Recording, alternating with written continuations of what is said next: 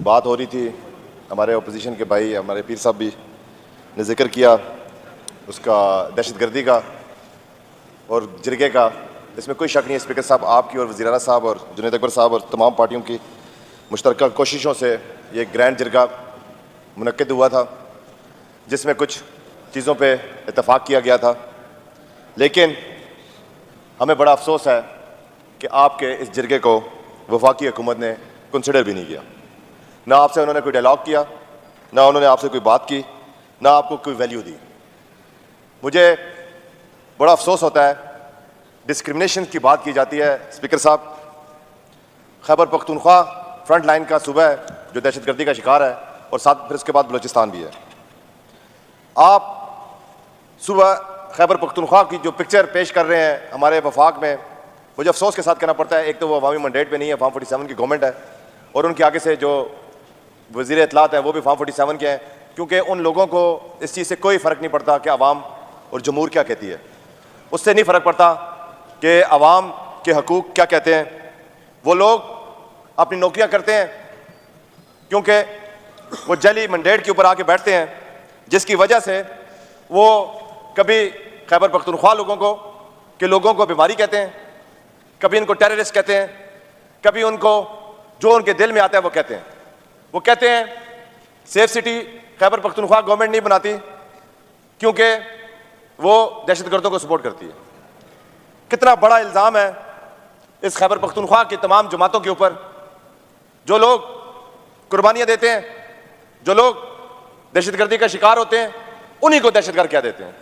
आप लोग जाके कतर में मुज़ाकरात करें तो वो जायज़ है, हम क्या मुज़ाकरात की बात करें तो हम दहशतगर्द हैं। आप लोग हमारे 2250 अरब से ज़ायद की रकम आप लोग हमें न दें और हमें कहें कि आप लोग सेफ सिटी नहीं बना सकते। भाई, हमारा तो इंफ्रास्ट्रक्चर सारा डैमेज हुआ है। हमारे तो आपने जो पहले ऑपरेशंस किए हैं, जो पहले कमिटमेंट्स किए हैं, उनमें से कोई कमिटमेंट आप लोगों ने पूरी नहीं की। वो अभी तक आप लोगों के लोग उनको देख रहे हैं। कल हमने खैबर पख्तूनख्वा के हवाले से पीटीआई का बड़ा क्लियर स्टांस है कि जो मुल्क और अवाम के साथ कत्लेआम करते हैं, दहशतगर्दी करते हैं, वो पाकिस्तान के और हमारे दुश्मन है। दहशतगर्दों का ना कोई मजहब होता है, ना उनकी कोई जमात होती है। ये पाकिस्तान तहरीक इंसाफ का क्लियर मैंडेट है। क्लियर उन्होंने किया हुआ है कि उनके साथ हमारा कोई ताल्लुक नहीं है। हम उस चीज को कंडेम करते हैं। कल टांग में हमारे पुलिस के एहलकार शहीद हुए, हमें अब बेहद अफसोस हुआ है। हम यही तो कहते हैं, जो एहलकार शहीद होते हैं वो भी हम हैं, जो ऑपरेशन में बेगुनाह बंदे मारे जाते हैं वो भी हम हैं। हम ही शिकार हैं और हमारी बात आप लोग नहीं सुनते। इसके साथ आप लोगों ने जो फार्म 47 का आज आप लोगों को पता चल रहा होगा कि इसका क्या नुकसान होता है। जब हुकूमत अवाम की मर्जी की नहीं होती ना, तो इसी वजह से इस्लामाबाद में भी ये बुलेट प्रूफ गाड़ियों में फिरते हैं। हमारे पास, हम इस अवाम के लिए बुलेट प्रूफ गाड़ियां कहां से लाएं? हम वसाइल इनको कहां से दें? इस मुल्क को क्या आप पाकिस्तान को सिक्योरिटी रिस्क बनाना चाहते हैं? आप लोग कहते हैं यहां पे हमले होते हैं, क्या इस्लामाबाद में हमले नहीं हो रहे? क्या वहां पे G11 की कचहरी में हमला नहीं हुआ? क्या बलूचिस्तान में जो हुकूमत है वो पाकिस्तान तरीके इंसाफ की है? वहां पे कितने सेफ सिटीज आपने बना लिए हैं? आपने कितने वसाइल का वहां पे चेक किया है? जनाब स्पीकर, इसी तरह की बहुत सारी बातें हैं।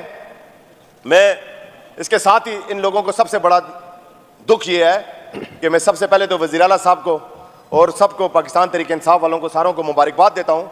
जिस तरह इन्होंने कराची में अपना स्ट्रीट मूवमेंट चला रहे हैं, जिस तरह अवाम जोक दर जोक इनके साथ चल रहे हैं, लाहौर पंजाब में जिस तरह चल रहे हैं, इनको खौफ पैदा हो चुका है।